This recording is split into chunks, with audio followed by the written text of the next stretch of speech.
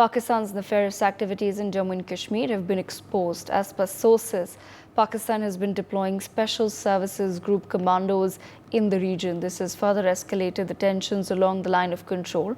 Weapons from Afghanistan have been flowing inwards Jammu and Kashmir through Pakistan. Currently, Jammu and Kashmir Lieutenant Governor Manoj Sinha has been chairing a joint security meeting.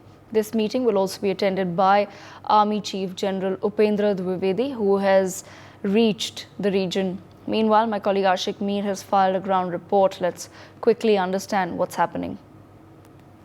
Jammu अब नया कश्मीर बन चुका है। बीते कई सालों में हम देख रहे हैं कि टेररिज्म का शिफ्ट जो है कहीं ना कहीं जम्मू के इलाकों में देखने को मिल रहा है, लेकिन इसके पीछे जांच एजेंसियां लगी है। इंटेलिजेंस एजेंसीज को एक बड़ा इनपुट मिला है।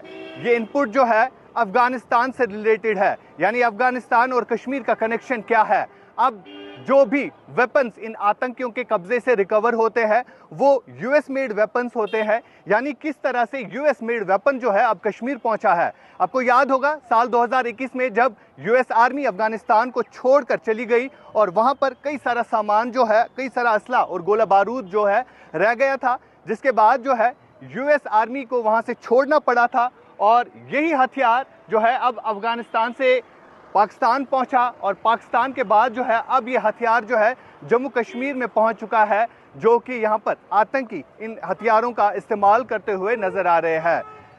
कई दिन पहले अगर हम बात करें, डोडा और किश्तवाड़ में जो सेना के जवानों पर हमला किया गया था, जिसमें सेना के 4 जवानों को शहीद किया गया था, और इस दौरान जो फायरिंग की गई थी सेना के जवानों के ऊपर, वो बुलेट्स जो है वो भी ये दर्शाते हैं कि ये बुलेट जो है यूएस मेड बुलेट्स है, यानी जो अफगानिस्तान में यूएस आर्मी को वो बुलेट्स रह गए थे वही बुलेट्स अब जम्मू कश्मीर में यूज़ हो रहे हैं।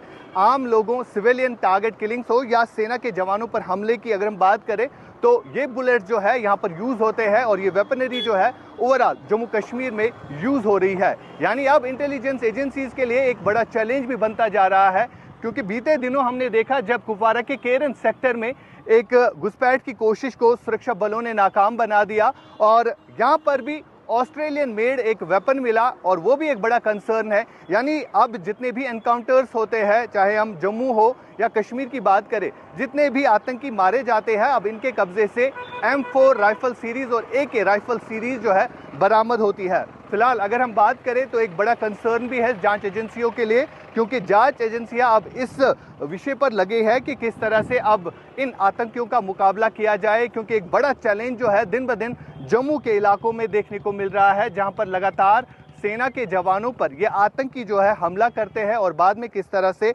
इस तरह के फॉरेस्ट इलाकों का सहारा लेकर ये आतंकी जो है फरार होते हैं। लेकिन सुरक्षा बलों की तरफ से लगातार जम्मू के कई एक इलाकों में, चाहे राजौरी, पुंछ, डोडा, किश्तवाड़ की बात करें तो यहाँ पर कॉम्बिंग ऑपरेशन चलाया जा रहा है और इस ऑपरेशन के दौरान छुपे हुए आतंकियों को ढूंढने की लगातार कोशिश की जा रही है।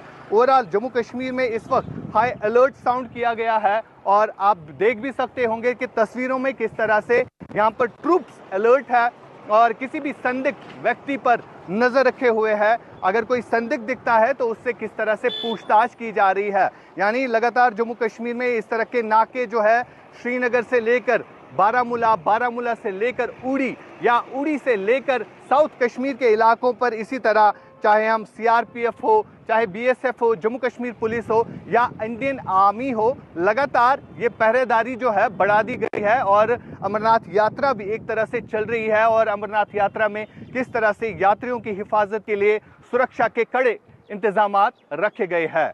इंडिया न्यूज़ के लिए मैं आशिक मीर, श्रीनगर से। For more such videos, subscribe to the NewsX YouTube channel, hit the bell icon.